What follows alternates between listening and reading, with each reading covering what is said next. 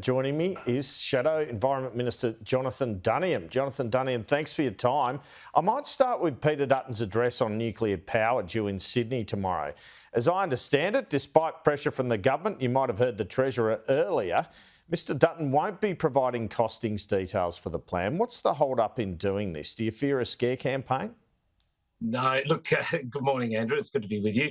Look, the government and opponents to good sound policy are going to run a scare campaign no matter what we say or do.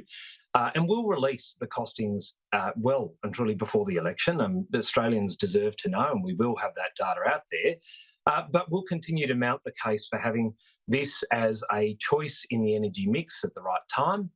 And that's what the leader's going to be outlining tomorrow. So we won't be goaded into doing this on the government's timing. We will outline our case methodically over time, and people will have full facts before the next election. Well, you're a Conservative. Is there anything about the federal government owning 7 large nuclear power plants that makes you uncomfortable?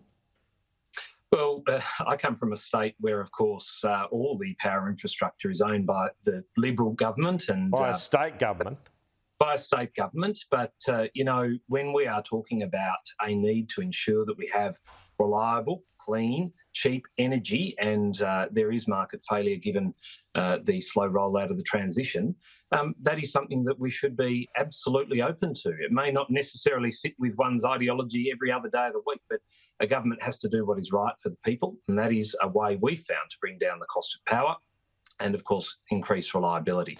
I wanted to move to the portfolio of environment now. Tanya Plibersek trying to get her nature positive bill through the Senate, with the PM appearing to step in to make sure there's no climate trigger in any sort of deal with the Greens. But you've said last week, while the government has made concessions, it hasn't gone far enough. What do you want from the government on this?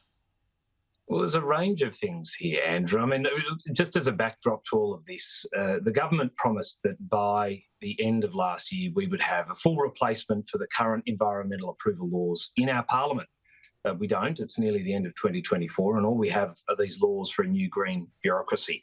That would have been a good start, but the boats sailed on that. So what we're looking for, of course, are some of the things the PM has already flagged to provide greater certainty to businesses. But, I want to see things like the water trigger reversed. They did a deal with the Greens to insert a water trigger into their decision-making processes. That's something I'd love to see. I'd love to see the government commit to ensure that native forestry can continue to operate in this country. It's a proud and sustainable industry. I want to see a commitment from the government that if they're re-elected, even in partnership with the Greens, they will not in any way wind back the capacity for that industry to do what it does. We'd love to see timeframes reduced for assessments. They talk a big game there, but they've not delivered. So they're some of the things we've been asking for. There are a range of technical amendments.